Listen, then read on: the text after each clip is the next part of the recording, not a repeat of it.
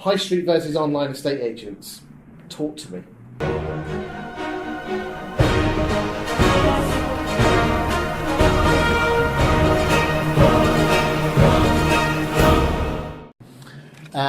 Well, I don't think the characterisation is necessarily now valid. I think that most high street agents would say they're online agents because they all have an online offering. I think the difference, I think from what I've discovered from looking around the UK and looking at a lot of the online offerings, is that some of the stuff they offer is fantastic, but mainly in the modern communication tool. Yes. I think for a lot of high street agents, if they don't adapt to the millennials and the young people coming through and the way they want to communicate, they're not, my kids would not want to speak to someone in the afternoon on a Tuesday on the phone and say that's the only way I'm going to communicate. They're going to want to see other ways of communicating. And I think a lot of these online agents have been very, very clever in the tools they developed. The problem, I think, for some of the online agents is that the service that they provide is dependent on either having a very good call centre or very good local property experts, and that's obviously a numbers game. You've got Purple Bricks, as in July 2018, they've I think got 650, 700 of them. But Purple Bricks is almost a victim of its own success. I think I'm right in saying that as we see here, they are now the biggest agent by listing terms in the UK. I did some analysis on North and West London, and in terms of the online share, which was at the time about 3%, this was only a few months ago, Purple Bricks had about 80 to 85% of it. Yeah. Where the hell is Yopa and House Simple and Easy Property and all this? Well, I think all of those guys are producing their models.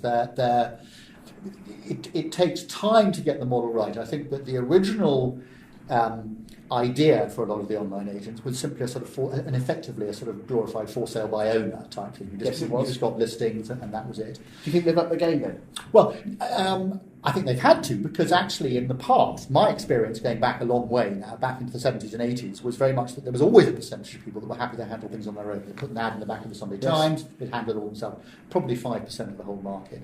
They've already got that. Those people, the onliners have been a godsend for, because they can do it for next to nothing, and they've always been there. The difficulty is if you want to build your business, you've then got to go beyond that. So you've got to start servicing the people who aren't for sale by owner and have all the time to do it themselves. So, negotiating viewings. We do a large number of viewings for online agents because it's answered a sort of hole in their offering. But it's also because of the change in people's mentality, where Purple Bricks have kicked the doors open, lots of others are now going in to follow. I mean, if you've got a company like Purple Bricks spending tens of millions of pounds on advertising, everybody now knows that there is an online sector. So therefore they will, in the old days, people would get 2 or 3 local agents around to look at their properties. Now they'll probably get 2 agents and a Purple Bricks or a House Simple or a eMove, whatever it is. So what you're saying is Purple Bricks have actually opened the door for all the other online agents? Definitely. But never underestimate the innovation of a company like Purple Bricks. They don't get to where they've got to without thinking ahead. And whereas the original founders were very much estate agents in the old-fashioned mode, they've got a lot of people around them now who are looking at the future. And there are plenty of ways in which the old-fashioned companies, the really well-run, good corporates like Connells, have always looked at, doing EPCs, cashing in on people moving, the whole process. And that's why they're successful. I think it was Countrywide actually released last week their figures their not so good figures, when they were saying that for every pound of income they make another 40p from referrals. Yes. So there's a lot of money to be made alongside the standard estate agency business, and if you want to make money in the future, you're going to have to be good at monetising that process. Do you think estate agents are pretty poor at monetising, in terms of EPCs, mortgage appointments? I think they're really bad at it. I think that there is I know from when we were here at Douglas and Gordon, trying to persuade negotiators to sell the mortgage services, not to sell, but to recommend a sensible... Interesting you say the word sell. Well, the thing is, it's okay, sell is the wrong word, but the thing is, agents have no vested interest in selling a crap service to someone, because it just bounces back on them. What they want is a quick deal, something that's going to get anything that helps them do that quicker. So a good solicitor, a good mortgage broker who's going to help speed up the process is a real benefit. So sell is the wrong word. Recommend is definitely the best word. But there are some very, very clever companies out there that are really bridging the gap. So companies like, there's a company called OneDome, you may have heard of them. Very OneDome good. provide a very good end-to-end solution for estate agents where they can have buyers, sellers, everybody communicating via a simple central platform. Fantastic. I've been to see them, had a chat with them. I think it's a Absolutely. brilliant bit of kit. And it monetizes the process for agents. So agents can either put their own mortgage brokers, their own solicitors on the system, or they can have recommended people on there.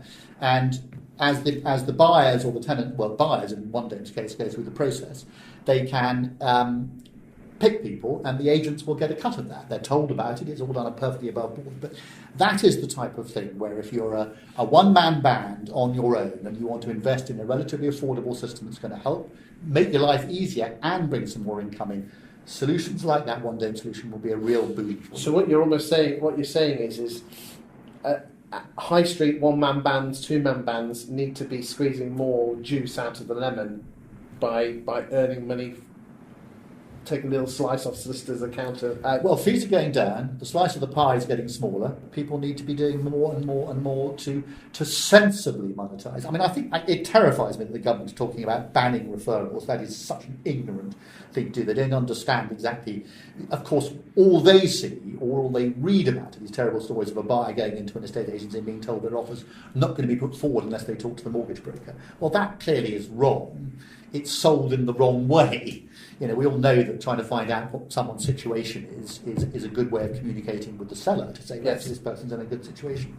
It's just been portrayed in the wrong way. Poor training and again, often the corporates get bashed on that one, don't they? Bless them. Well, they do, and the trouble is the corporates are often the ones that actually lead with training because they can afford to do it. I know from my time at the Property Ombudsman, talking to the guys from Countrywide, LSL and Connect, they do a fantastic job in developing the systems that the Property Ombudsman then uses, for instance. The problem is that probably 99% of the corporate do it well. You've just got the bad news at one story. Bad news sells newspapers, I'm doesn't it? afraid that's the case, very much so. Anything else that high street agents can do to alleviate this high street versus online? Should they be setting up their own online package to run alongside their high street? Well, I think again there are a lot of other people who are now catering to that need. Companies like High Street and these sort of people who are producing digital offerings that people can. Would you do it under your own brand or a separate brand?